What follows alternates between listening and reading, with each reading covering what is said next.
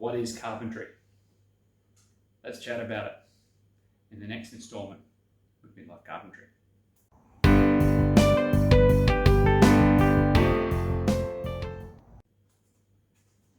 Hi guys, Chris, Midlife Carpentry. So today we're going to talk about my views on carpentry and what it's about, what you class as a carpenter, what a carpenter does, and their duty and tasks and that sort of stuff. So full disclosure, I am a first year apprentice carpenter. I've only formally been in the apprenticeship for a week or so I'm still learning that side of it. So yeah, I just wanted to give you my thoughts and views and opinions on it all. So let's start with the definition. So I've just done a quick little Google here, and something's come up which is pretty detailed. There's a few little different things that are said here, but carpentry is a skill trade or craft in which the primary work performed is the cutting, shaping, and installation of building materials during the construction of buildings, ships, timber bridges, concrete formwork, etc. So that's a Wikipedia thing. Carpenter as a definition from the dictionary: a person who makes and repairs wooden objects and structures. So another would say make or shaping wood. So they were what was the example here? Rails were carpentered very skillfully.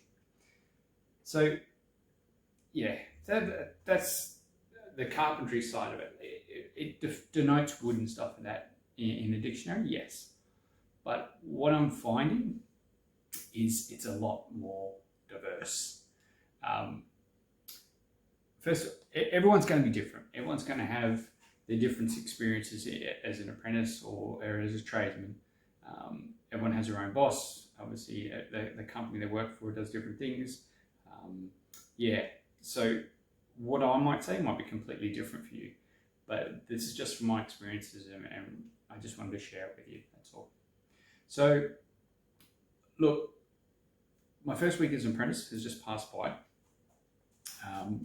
I see carpentry as is not just about timber. It's not just about building things with timber and measuring lumps of timber and all that sort of stuff. There's a lot more involved to it.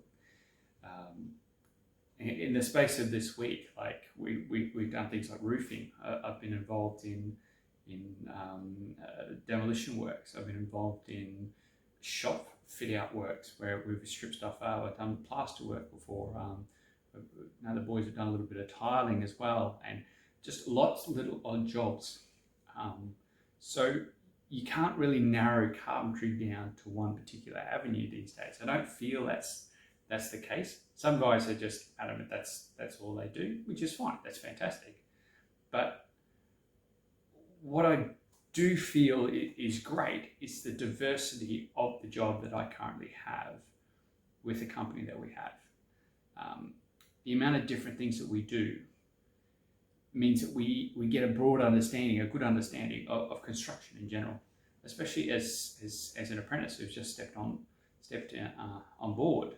You learn a lot more. You learn so much just by doing those other little tasks or being around or helping out with those other little tasks.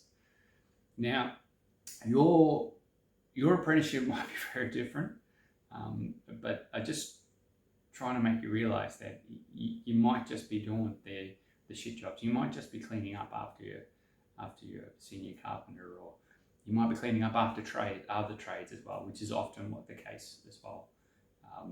You might be doing the run. You might be doing the smoker run or the coffee run, or you might be doing the material run and stuff like that. So you have to take your lists and make sure that's all right. But that's all part of it. They're not shit jobs. Excuse the French. There are jobs that probably aren't as glorious in the role as an apprentice, but there's certainly parts that you still have to do, even though you're a senior carpenter. There's stuff that you'll still need to do. You'll still need to go and get the materials and stuff, but you'll still need to do is make a run if you need to. So yeah, it doesn't really make any difference or a great deal of difference whether you do those as an apprentice or as a senior carpenter working on your own as a subby for someone. you've still got to do those processes. You still got to go through. You still got to get your materials. You still got to do the crap jobs. You still got to clean up after yourself, clean up after other people. Because often you're the one that's leaving the job site. You're the one doing the finishing touches or whatever, and you're involved in that. And often directly involved with the builder itself, or you are the builder on site at the time. So, yeah. Anyway, that's my thoughts on carpentry. Like I said, everyone's going to be a little bit different. So please take this for a grain of salt. Some guys will be doing a lot of timber work, and that's just all part of it. In my eyes, I mean, I love the idea of that. I think we're building a deck next week, which is awesome. I'm excited about that. But yeah, my little experiences this week have been fun. I've had a few little challenging little days. Did a bit of roofing and stuff this week. So I had to do some flashing up on a roof. That was a little bit challenging, just trying to work out how it all went together, using snips, and then obviously, you know, the carpenter come upstairs and he's basically showing me the other snips that you can get, and it's made a massive difference on doing the job. So, you know, right tools, right job. That's important. Getting the right tools for the job to help you out. But yeah, so I did that. I did some demo work as well, which has been fun, which is hence the short haircut. I come home from work and I couldn't put my fingers through the hair after a shower. It's just dust and crap in it. And yeah, it's a bit of I need less hair on my head just to help me to, you know, wash, to take less dirt home and stuff to it. Anyway, and what was the other little thing I just wanted to bring up? I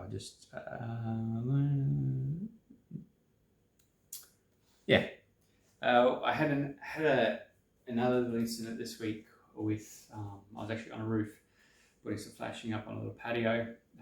Well, the boys had already done it. They just wanted me to go through, rivet the flashing and put some silicone along the top.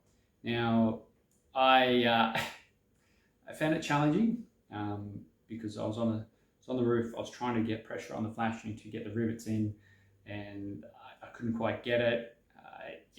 Because I kept sliding on the roof, and yeah, so it was a little bit frustrating. I was getting a little bit annoyed with it. I actually went downstairs. I cut a little piece of timber, come back up, and I used my little piece of timber on one of the roofing screws, pushed it down the flashing, held it there while it gave me that little bit extra leverage to help me to get my rivet in and get it to the fascia and stuff, and then pin it in place. So, you know, little challenges come up all the time in their job, and as frustrated as you get with it, it's always important to just stop, breathe, and have a think about it. Have a think about how can I do this? How can I make this better? Or if you don't know, ask the question.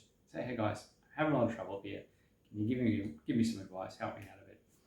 And yeah, ideally, that's probably the more important thing, is that you ask the question. Like, if you don't know what you're doing, ask the question, because that's how you learn, that's how you grow, that's how you develop. Righto, guys. Yeah.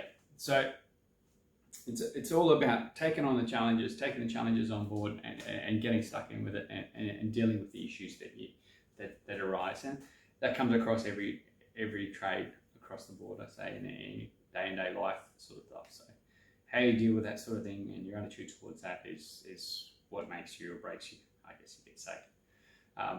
So yeah, just to recap, any of the apprentices out there, any of you guys out there who are doing a trade and just learning about carpentry, don't be disheartened by doing the odd jobs, the weird jobs, the ones that, you know, you're not working with timber. Like, why am I up here screwing off roofs, or why have I got to go and get the bags of cement to put these posts in and stuff, or why am I demolishing this wall? Why am I knocking this wall out and stuff? Why am I covered in dust? And so deal with it, stick through it, guys, because it's all part of it. This is what we're all about. It's easy for me to say. I've only been doing it for a week, and I'll keep you posted as things progress too. But yeah, hang in there, stick to it, get it done, and I'll rise to the challenges, as they say. And yeah, that's it. Yeah, if you want to mention anything, put something in the comment, or catch up with me on Instagram, shoot me a PM or something. So always got an open ear and stuff if you want to have a chat. So Anyway, that's it for me this week, I think. I don't think I need to brag on anymore. Next week, I'm going to do a little thing on the Ute, so on the BY Commodore that I'm driving. Just the setup and stuff that I've got at the back, how I'm using it. I've got a nifty little spot for my levels. Yeah, just to give you all a run through. And yeah, it's not perfect. It's not the most ideal Ute that you would think, but it's working for me. It's doing the job. A few little changes, and yeah, it'll be Mickey Mouse. But yes, I'll go through all that next week, and we can chat then, hey? Otherwise, yeah, build on, legends, and have a good week, eh? Have a cracker. All right, I'll leave you to it.